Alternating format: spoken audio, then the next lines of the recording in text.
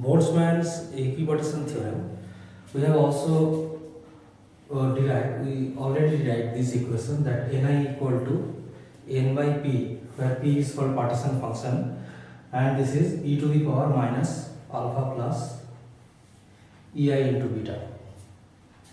Now in this lesson we will try to find out what is the value of e to the power minus alpha. So to find this we have to approach it in certain quantum statistical way, so that already I have described. So generally it is expressed as that number of particles in energy state epsilon is equal to the energy state into this function, so that is e to the power minus alpha plus e beta. So this is actually the energy space in the 3D plane. This means what is the energy present. So the energy of the space into this occupancy function. So this gives the number of particles having energy epsilon. So this is called occupancy function. So this is sometimes written as this.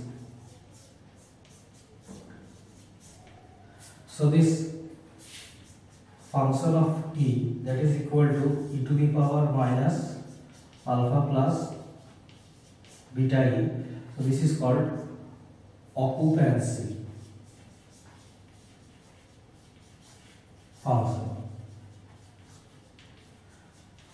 And Boltzmann's main work was to find this occupancy function. That means he found that there is some occupancy function, so that is e to the power minus alpha plus beta epsilon. So the particle must have this sort of energy and this sort of energy state, and multiplied by this equipartition, that is number of particles by, that is a summation of, this is called the partition function. So this gives the number of particles in particular energy box. So here also we want to find out the particles having energy epsilon. So how much particle is there having energy epsilon? So that is given by the energy space. So that energy state we have described in density of state. So you can see here the link below. So you can click on the link and you can go to that site. And also it is multiplied by this thing. So this will give you the number of particles. So we are writing number of particles having, so this can be written as number of particles having energy epsilon is this, and that is equal to, that is the energy state into occupancy function. So this is L epsilon. So this thing. Now if we are interested to find out the total number of particles, then we have to take the summation of all these particles. So this is the summation of all these particles, and this is also the summation of, so this is the energy state into occupancy function. So this will give the total number of particles. So this is written as capital N. So this is the total number of particles having this energy, particular energy, and this is multiplied by this occupancy function. So this will give the total number of particles. Now to find this, so this is, we cannot do is at this is, we have already considered this is a continuous wave like particle. So here we cannot do summation from 1 to 2 or 2 to 3. So we have to integrate it as a whole, and then you can find the total number of particles. So this sort of, so one particle having energy state and this having this occupancy function, another particle there will be another occupancy state and another density state, energy density state. So in this way, if we integrate it, as the number of particles cannot be negative, so we have to integrate it from 0 to infinity, and so this will give the total number of particles. So the total number of particles is 0 to infinity and the integration of this thing. So this will give the total number of particles. So this is one important formula. Now we have to derive what is the value of this is coming, that we have to make it. Now first of all, those who have not already seen that what is the value of rho E. Rho E is the energy state. So that energy state is given by V by 2 pi square h hat cube 2 m cube, and this is root epsilon T epsilon. So this will be del epsilon, sorry. So del epsilon. So this is the energy state of the particle in a microbox. So this energy state in a microvolume, so this V. So this is the energy state, this multiplied by occupancy function, so this is e to the power minus alpha plus beta ei beta. So this, when this is multiplied by this occupancy function and integral of this, so this will give the total number of particles. So that's why we have stopped our study when we just statistically we have classical way. In classical way we have just find out this Ni, the value of Ni, and after that we have come to this quantum mechanical way. So and we are finding the total number of particles. So to do this, let us see what the value of e to the power minus alpha that we are getting from it. Okay. So we can write total number of particles is equal to integration 0 to infinity, and this is density of state and this is the occupancy function, and so this is this. Okay.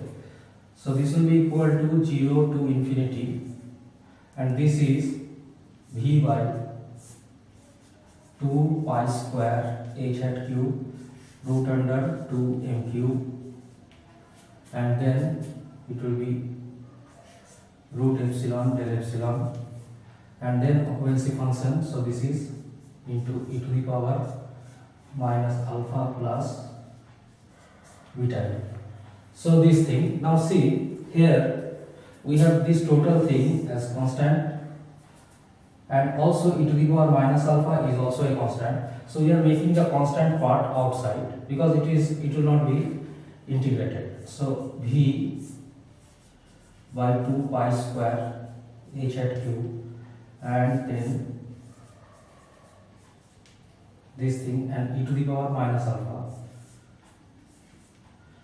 So integration 0 to infinity, and this thing is coming root under epsilon into e to the power minus beta epsilon del epsilon.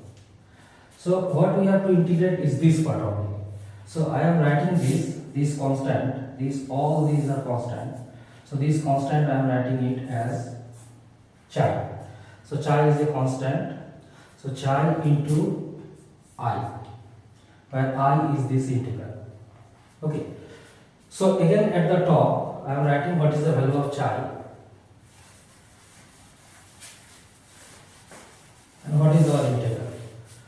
So from here we can see that the value of chi is this volume by 2 pi square h hat cube root under 2 m cube, and this is into e to the power minus alpha.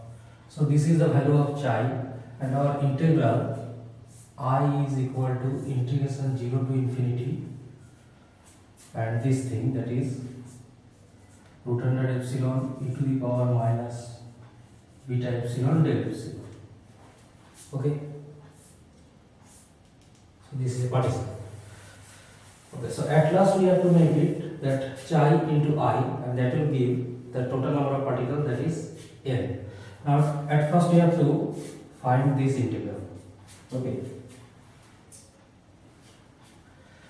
Now this integral is a little bit crooked, or you can say a little bit different than our standard integral, but it can be done.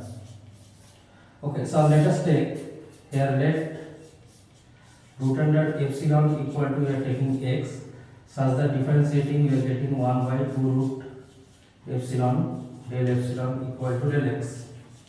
So this equal to 2 del x. Now root epsilon is actually x, so we can get this equal to 2x del x.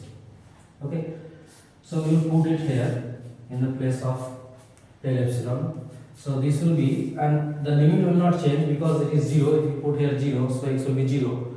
If we put infinity, so root under infinity is also infinity. So no problem. So the integral will be from 0 to infinity, and the value of root epsilon, that will be x, and this will be e to the power minus beta x square, and del e, this value will be 2x del x. Okay, now we can see that 2x del x is equal to del x square.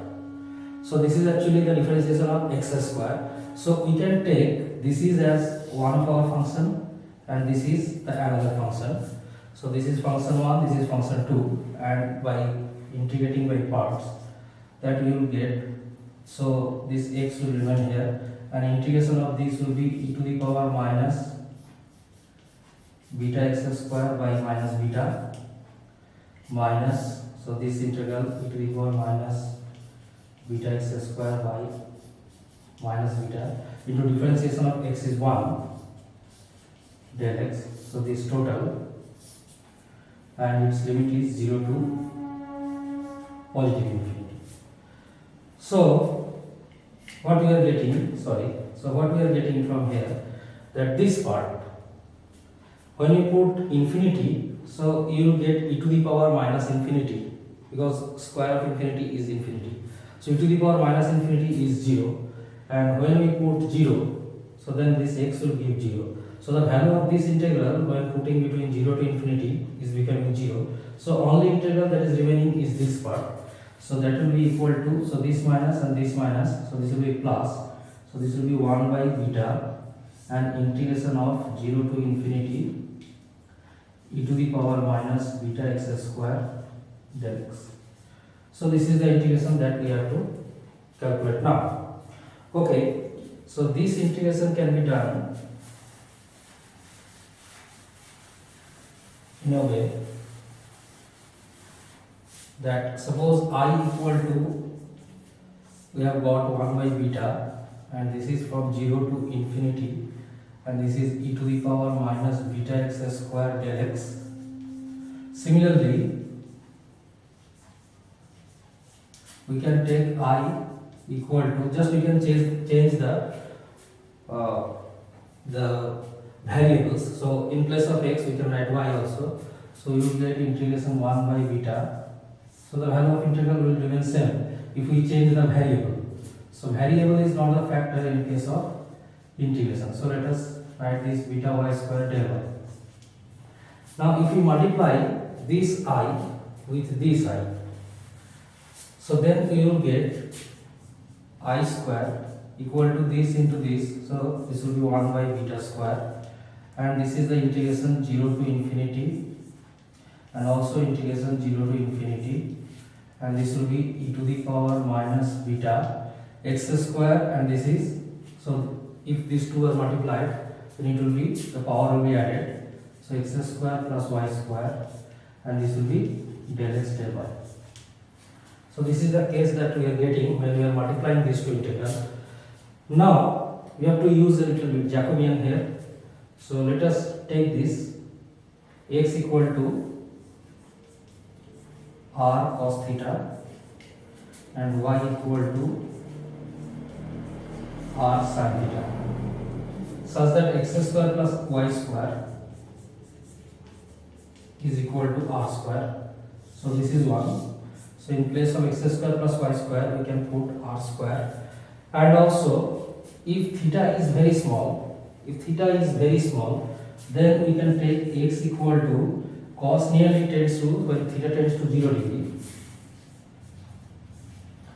0 radian, then we can say that r cos 0, so this will be nearly r, so x tends to r, and here also y will be equal to, when theta tends to 0, then y tends to r, and sin theta will be equal to tan theta, nearly over tan theta, and that is equal to, you can write that theta.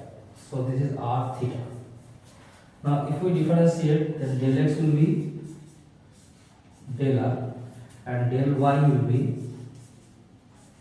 r del theta.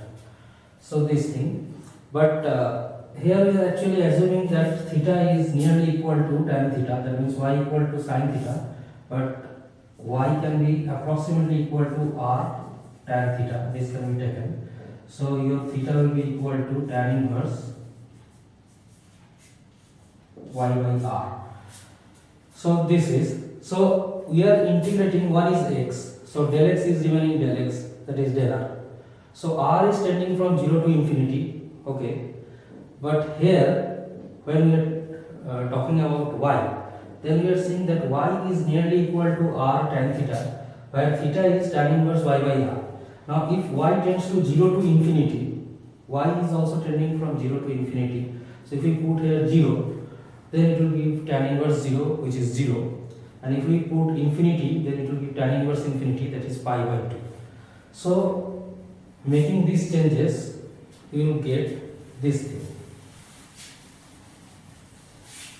So this I square will be equal to 1 by beta square. So this is for the theta and this is for this r. So we write this is for theta and this is for r, equal to 0 to infinity e to the power minus beta r square, and this del x is remaining, that is r, and this is r, and this is what we have got, that is r d theta. Del x is equal to del r, r d theta, r, this is r, and this is what we have got, that y equal to r theta. So del y equal to r d theta, okay, and del r, this is del x is equal to, so r d theta, and this is equal to dr. Okay, so we write it in this fashion, r del r del theta, such that this integration encompasses this and this. So that's in this way. So this is Jacobian transformation. So after doing this transformation, what we are getting, at first let us integrate this thing, 1 by beta square integration theta equal to 0 to pi by 2, and this will be del theta, and integration of 0 to infinity e to the power minus beta r square, and this is r del r. So these two are separate integral. Now this del theta will give this theta, so its value will be pi by 2. So now I am writing it here. So this is a long process, but it can be done, it is not so difficult.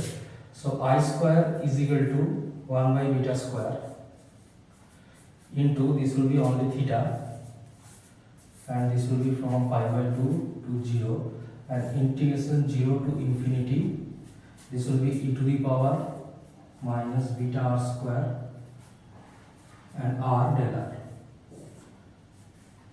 Okay. So now we are getting this value is equal to pi by 2, that means pi by 2 beta square, and the integral of this, if we take 1 by 2, then we will get the integration of 2 r del r, that is equal to del r square again. So this can be now y minus beta 0 to infinity. So take the beta outside, so this will give you pi by 4 beta cube, and 1 minus sign is there, okay, and this will be e to the power minus beta r square, and from 0 to infinity. Now if we put the value infinity, so what we will get, that pi by minus 4 beta cube. So e to the power minus infinity is 0 minus e to the power 0, that will give you 1. So that gives minus 1. So this ultimately gives this pi by 4 beta cube. So this is the value of I square. So the value of I will be, so this is the integration part. Now, so this is the value of I square. So the value of I that we are writing here. So the value of I will be root under this. So this will be 1 by 2, or let us write this in this fashion. Okay, So this is the integral. So we have got our chi and we have got our I. So both are present. Now we can find total number of particles n is equal to chi into I. So the value of chi is this thing, that is V by 2 pi square h hat cube 2m cube into e to the power minus alpha into root under pi by 4 beta cube. Okay. So we are keeping this like this, V by 4 pi. We are getting a 4 pi. We are giving a 4 pi extra here. So as a result, what we can do? You can insert 4 pi inside this. So if we insert 4 pi inside this, now how it will insert within this? So it will be squared. So this will be 4 square. So this will be 16. So this will be 16. And this pi will be squared, so pi square. So pi square into this pi, so this will be pi cube. And this is already 4 beta cube is here. And already this thing is also present. So this is into 2m cube. This is already present within the root. We have taken a 4 pi extra here. So that's why we have given 16 pi square inside this square root. So this gives 16 pi cube. Because this pi is already present. So 4 square 16 and 1 pi square, that is pi square. So pi square is pi cube and 2m cube divided by 4 beta cube into the remaining part is 1 by 2 pi square h hat cube into e to the power minus alpha. So this part is giving actually 4. So this is 4. So this will be actually 4. Okay. So this will be V by 4 pi, and here we are getting, that is 8, and this is pi cube m cube by beta cube into 1 by 2 pi square h hat cube into e to the power minus alpha. Now see, this is 2 cube, this is pi cube, this is m cube, this is beta cube. So this can be written as 2 pi m by beta, and this is whole to the power 3 by 2 and into 1 by 2 pi square h hat cube and e to the power minus alpha. So we want the value of e to the power minus alpha. So this thing is equal to the total number of particles n. So if we want e to the power minus alpha, so all those things has to be carried out in this side. All those things have to be made in this side. So we will get e to the power minus alpha equal to 4 pi n by v, 4 pi n by v, and then we write it 2 pi square h hat cube, this one, this is another factor, and this will be just reversed, so this will be beta by 2 pi m whole to the power 3 by 2. So this thing, okay. So okay. So this is the value of e to the power minus alpha. And this e to the power minus alpha is required to find the value of beta. So this is the value of e to the power minus alpha, 4 pi n by v, 2 pi square h hat cube, and beta by 2 pi m whole to the power 3 by 2. So this is the value of e to the power minus alpha. Okay. So thank you for watching.